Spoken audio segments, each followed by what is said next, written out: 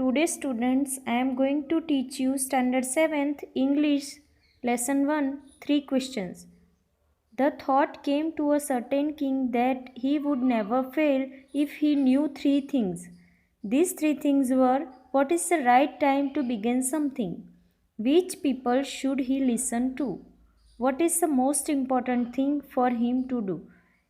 एक राजा था जिसके दिमाग में एक ख्याल आता है कि अगर वो इन 3 चीज़ों का आंसर ढूंढ लेता है तो वो लाइफ में कभी फेल नहीं होगा।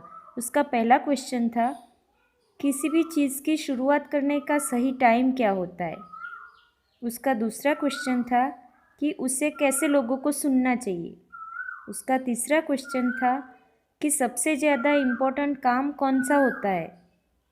The king therefore sent messengers throughout his kingdom, promising a large sum of money to anyone who would answer these 3 questions. इसलिए राजा अपने मैसेंजर्स को किंगडम में भेजता है और बोलता है कि इन 3 क्वेश्चन का आंसर जो सही देगा उसे वो बहुत सारे पैसे देगा। Many wise men came to the king but they all answered his questions differently.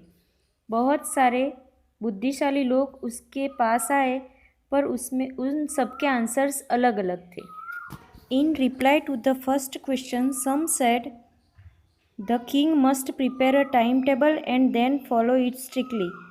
उसके पहले क्वेश्चन का आंसर देते हुए कुछ लोगों ने ऐसा बोला कि राजा को टाइम टेबल बनाना चाहिए और उसको स्ट्रिक्टली फॉलो करना चाहिए। Only in this way they said could he do everything at its proper time.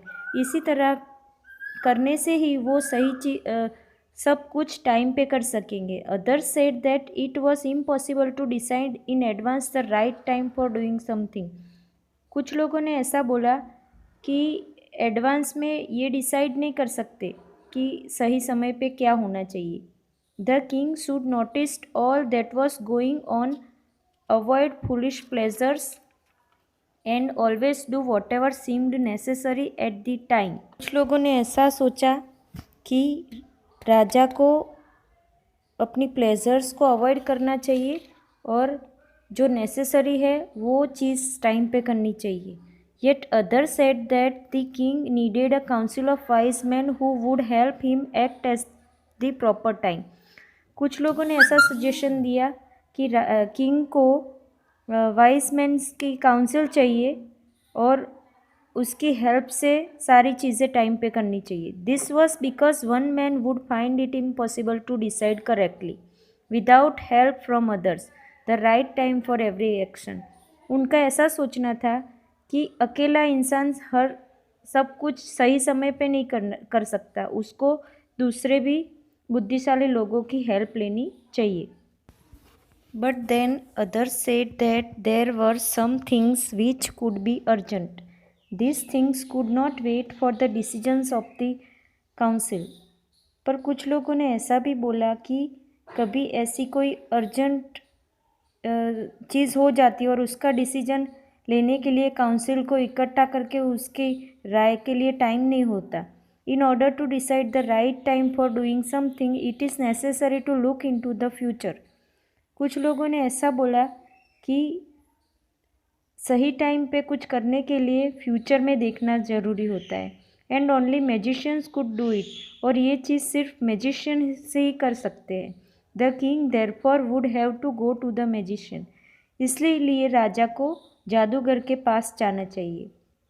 In their answers to the second question some said that the people most necessary to the king were his councillors, others said the priest, a few others chosen the doctors, and yet others said that his soldiers were the most necessary. उसके second question के answer में कुछ लोगों ने बोला कि राजा के जो काउंसिलर्स है वो, दूसरे कुछ लोगों ने ऐसा सोचा कि प्रीस्ट की हेल्प लेनी चाहिए। एक ग्रुप ने ऐसा भी सोचा कि डॉक्टर्स, और कुछ लोगों ने ऐसा भी सोचा कि सोल्जर्स की हेल्प से वो दूसरे क्वेश्चन का आंसर ढूंढ सकता है। To the third question, some said science, others choose fighting and yet others religious worship. तीसरे क्वेश्चन के आंसर में कुछ लोगों ने साइंस को सजेस्ट किया, कुछ लोगों ने फाइटिंग को सजेस्ट किया और कुछ लोगों ने प्रेयर को सजेस्ट किया। At the answers to his questions were so different the king was not satisfied and give no reward. इन आंसर्स से किंग खुश नहीं था, उसको संतोष नहीं था, इसके लिए किसी को भी कोई रिवॉर्ड नहीं दिया। Instead he decided to seek the advice of a certain hermit who was widely known for his kingdom. उसकी जगह पे उसने एक हर्मिट जो कि अपनी विजडम के लिए बहुत ही फेमस था, उसके पास जाने का डिसाइड कर लिया। The hermit lived in a wood which he never left. He saw no one but simple people. And so the king put on ordinary clothes. Before he reached the hermit's hut, the king left his horse with his bodyguard and went on alone.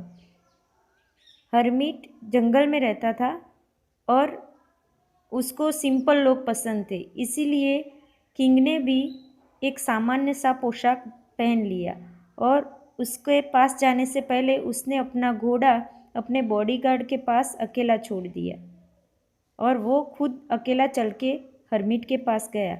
As the king came near the hermit's hut, the hermit digging the ground in front of his हट।